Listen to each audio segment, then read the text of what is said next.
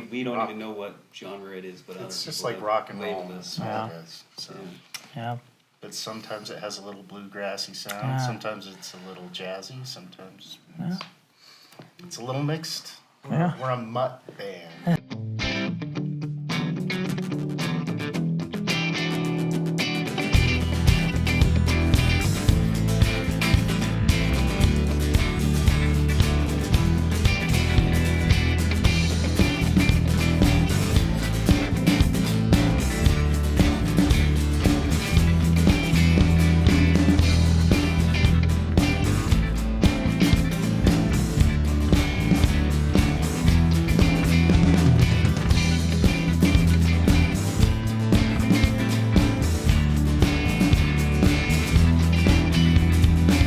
You're watching Beyond the Band. Joining me today is Holy Revolver.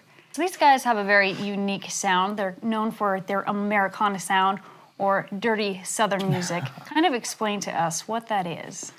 So, you know, we have a lot of influences in music, but we have our own. I play acoustic guitar, and then Joe, you know, he rocks it with usually the Les Paul. And so, and it's just a lot of fun. We try to keep things entertaining, and we try to keep the crowd engaged, the audience engaged when we're playing. But we just really like our style of music, and we don't, we have this niche that we enjoy, and I didn't really answer your question. Seems like other people have defined It's it. just We like don't rock. even know what genre it is, but other It's just people like have rock and roll. labeled That's it. what Yeah. it is. So. Yeah. But sometimes it has a little bluegrassy sound. Yeah. Sometimes it's a little jazzy. Sometimes Yeah. it's a little mixed. Yeah. We're a mutt band. Maybe you should change your name. Speaking of names, where did you guys derive your name from? Adam. Adam, where'd you get that? So we had a former name. It was called Crooked Horse, and we liked that name, but we kept getting people would think we were saying. No matter how I would enunciate, people would be like, "What did you call it? What do you got? Why would you guys come here with that name?" You know, playing at weddings and various functions, and so we finally, and then we found another band It's supposed that to be had this horse, same like the name. animal horse, not whores. Yeah. Yeah, just to clarify. So, yes. So we would just have that name, and people would think it was something else. And then Peter found a band in Maryland, and it was like a chick rock band. That was kind of the same name, and we just kind of wanted to distance ourselves a little bit with something more unique. So Adam came up with a list of band names, and we all kind of talked about it and voted on it, and that's kind of how we came up with Holy Revolver. So at what point did you guys decide to make this switch with your names? How long ago has it been? That MySpace page, right? It's like 2 Year years. two into it. Yeah, Did someone just bring up MySpace? I think Yes. so. That's so old school, man. I was gonna talk about, Tetris too while we're at it. Might as well, Tetris? right? Yeah, you can. I mean, yeah. Atari. Atari, yeah. Frogger, Well, one thing I noticed, I was on YouTube watching a lot of your stuff, is, you do have your old name, The Crooked Horse, not Whores, for those of you who didn't catch that. Yes. I love the sound that you guys have. As Joe was saying, you guys have this Americana sound, but then on certain other songs, it kind of switches. So. That's probably just the way we practice. Sometimes, Adam will bring a song, and then we'll all just kind of goof off with it until we get into something that we're all liking. It's kind of fun. Well, we've had gigs where Joe will start just ripping out a riff, and we all just start playing along with it, and 4 minutes into it, we've played a song that we've never played before just because we're jamming, and Adam just comes up with lyrics on the spot, Yeah, and Adam's people really say, good. "Man, that song's awesome. What was that?" I don't know. We just made it up. Just made it up. So it is fun. I mean, we seem to know what they're gonna do next, and it's really fun to play off each other a lot. We do that a lot at shows, and really how the audience is perceiving us at that time will go, oh, we'll maybe play this song a little bit harder or faster at that point in a show. So it's a lot of fun. So So you're- And Adam is the best lyricist I know. I mean, he can come up with them. he only just knows on one the other spot. one. So. Yes. He knows so many. But thanks. there's times we play it different. You'll see different videos where it's like, that song sounds a little different this time. And sometimes the crowd's a little more mellow, so we don't rock it out as hard. And, And sometimes we adapt. we the try drummer to. just ends the song early for. Yeah, that happens too. I don't know who that Well, is. keep things exciting. Right. The drummer. Keep you on your toes. That's right. Yeah.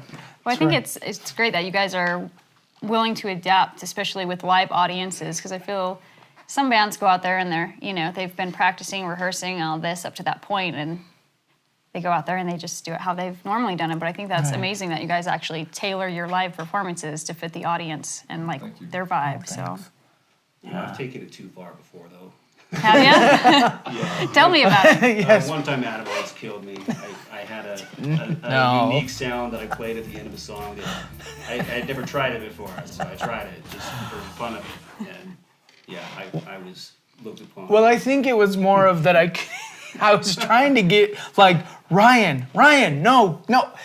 And then it was like he kept doing it. After 2 minutes, I was yelling, Ryan, no, run. Yeah, but so by the time he finally heard me, it was like I was yelling at him at that point. Along the lines of your comment, though, I think Adam does a great job catering to the environment, because if we're playing at a restaurant, he'll talk about the desserts. If we're playing at, He does. And the waitresses. if the we're waiters. playing at another venue, he'll say, "Hey, everybody, think so and so." If we're letting, he's very generous with like really just supporting the people who have allowed us to play there and like talking in between songs. And I don't see that with a lot of other bands. I think he's just really good at that. Thanks. Well, and we do appreciate, playing it at places, so we want to let them know. I'm glad he does that too, because it's something that we love to do. So if people are giving us a chance to play there, that's cool of them to let us come Right. and play. Right. Agreed. And one thing, like I said, when I was watching your YouTube videos, I picked up on that is you're very interactive with the audience, which not too long ago I judged a battle of the bands, and one of the things I didn't like about one of the bands was they weren't very interactive. They were a great band, performed well, but they didn't interact with the audience at all. And I thought, these are the people who are supporting you, Right. who are here for you, but just ignore them because you know what I mean? So I think that's one thing that you do well is you interact with your crowd. That is part of the fun, because I want them to feel involved and engaged in what we're doing, because it's like, yeah, that's fun what you're doing up there, but if they feel a part of it, And if they engage you, it's like, that's magic. Yeah. It's magic. Yeah. It's a good time. Good energy. That's where you like, for days after, you're just like, that was awesome. Have you had any shows recently that have been like that? I'd say the Park City Yeah. one, Cabin, that was, It's like 2 weeks ago. I wasn't there, so it worked out really well. It was. I was gonna say, I feel like you're a wild card, Ryan. You never know how it's Yeah. Never know what you're gonna get. But but it was a small stage, so it's okay, Ryan. Okay. But it was a lot of fun, that show, because people just kept coming in. We could see out the door, you could barely see them. They just kept coming in, and we played 2 hours, and actually it's a little longer than that. And then at the end, they still wanted to hear more, one more song. And we're like, okay, we'll do. Yeah, so it was really fun. But I mean, they were just people, out there, and they enjoyed it. So even singing with songs that they had never heard before. Yeah. So it was good. That's awesome. And I think most of that, I bet you can say, comes with all the practice you've had. You guys have played a lot of events, festivals, and stuff like that. Yeah, we've been lucky. We've had a lot of opportunities, so it's been good. So let's dive into some of your songs. Let's start with Think of Me. All right. So, does anybody else want? Should we give it to Ryan? Yeah, let's we get dare? to What does Ryan say about this, please? Do you know what song it is, Ryan? let's just crack. Just ask him what the chords are, and we'll see. This is gonna crash Yeah. really fast. You got me thinking. So, what do you think about it, Ryan? What do you think of that song? I like Think of Me because it has multiple genres mixed into one song. Because what I play technically is considered funk, even though we're not a funk band at all. And then it's a good dance song. It's heavy. It's got a lot of variety. I love what you do with it, Adam. So yeah, it's a good song. Well, and it was a totally different song when I actually wrote it. And I brought it, and Joe's like, oh, let's try this, putting some sevenths in there. And then Tyson's like, oh, that wasn't the beat he played, but it was just a really cool beat that I did this awesome beat to, and it was like, oh man. It's kind of like disco. Yeah, a little disco. It's kind of fun. And I remember Tyson's like, oh, this is the one, guys, this is the one. He's like playing it back there. It was pretty awesome. Yeah, it was so great. And Peter danced, Gotta dance. Oh, yeah. Peter's got moves. So Peter, did you dance because of the drum beat, or was it something else? Music just moves you like that. He has a special turtle dance. he Yes, does. he- Oh, great. Gonna have to see that later, huh? you may. I don't know if it's appropriate for children, but Speaking of which, we did play it in elementary school once. That was a First and last time, maybe? this is true. We Was Ryan there? Should I? This is way before that. Hey, it was a hot crowd though. they were cheering.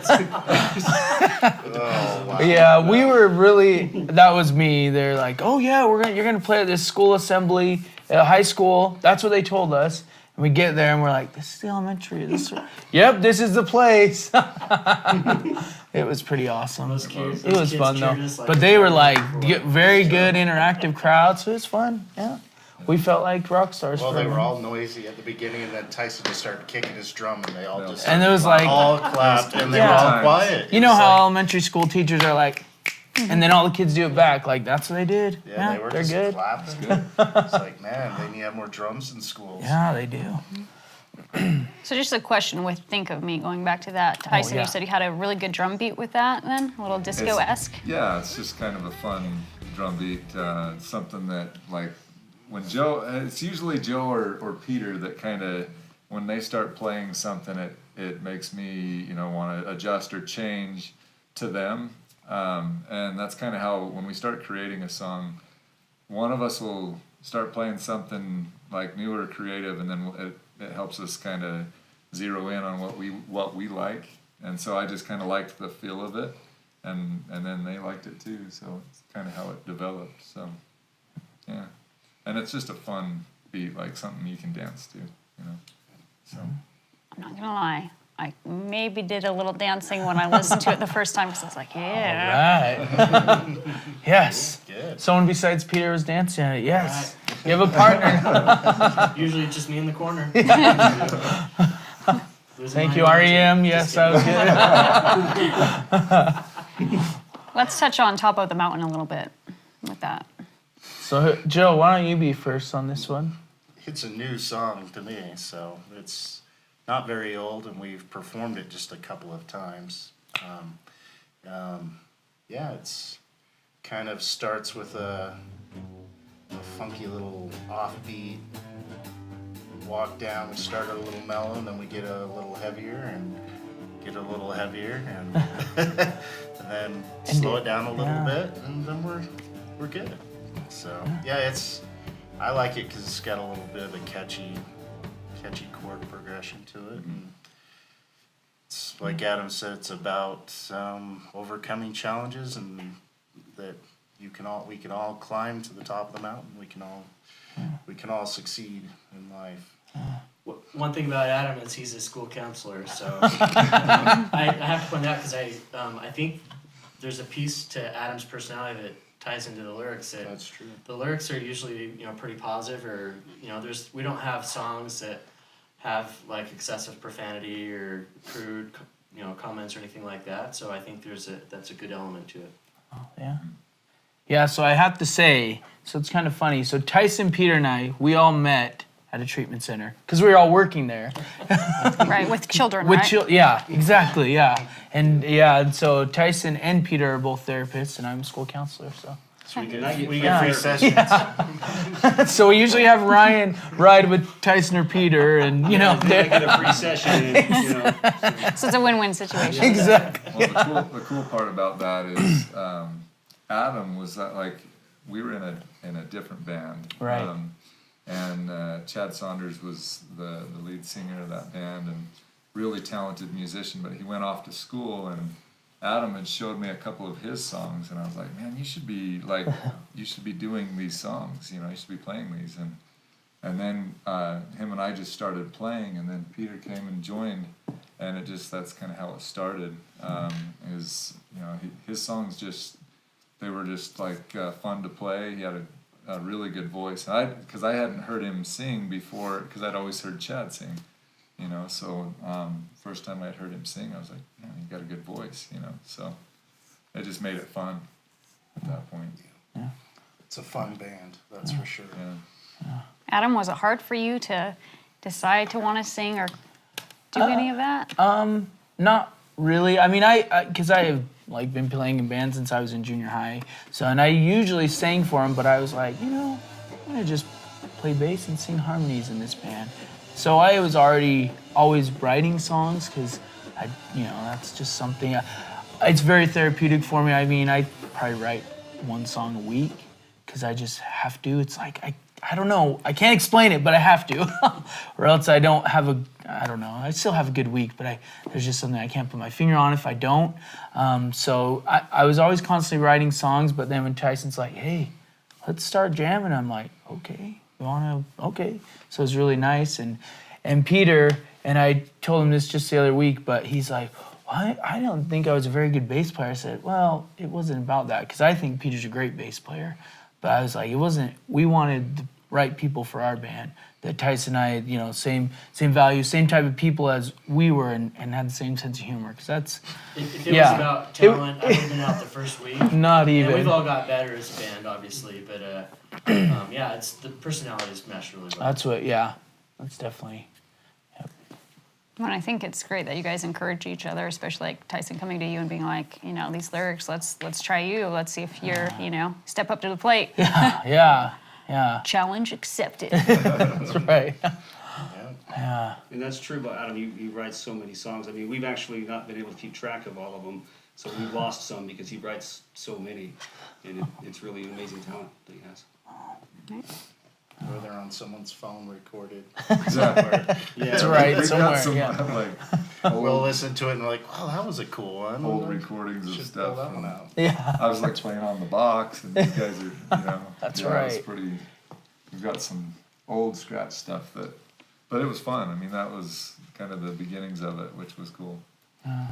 Is it weird to look back at the beginnings of it and where you are now? Yeah, I mean, we listened to some of that stuff just a little bit ago, and I was like, oh my gosh, where we were. It's partially embarrassing going back to the old stuff and you're like, oh my gosh, I sounded horrible on that. Well, and we really try to work on dynamics too, and Joe and Ryan have really brought that, because I just play acoustic guitar, and so I don't know, there wasn't a lot of dynamics, and now with Joe and Ryan we really focus on that a lot. So I think that's helped a ton with dynamics. They're both very talented. Well, it's a learning process for me. I started playing classical piano, and I played in a bunch of symphonic bands in high school and junior high, and played in a jazz band. I never played in a band like this, and so it took me, it's still taking me time to adjust and figure out what to play that's appropriate. So I'm very grateful you guys haven't kicked me out. And no, I mean I think I do okay sometimes, but.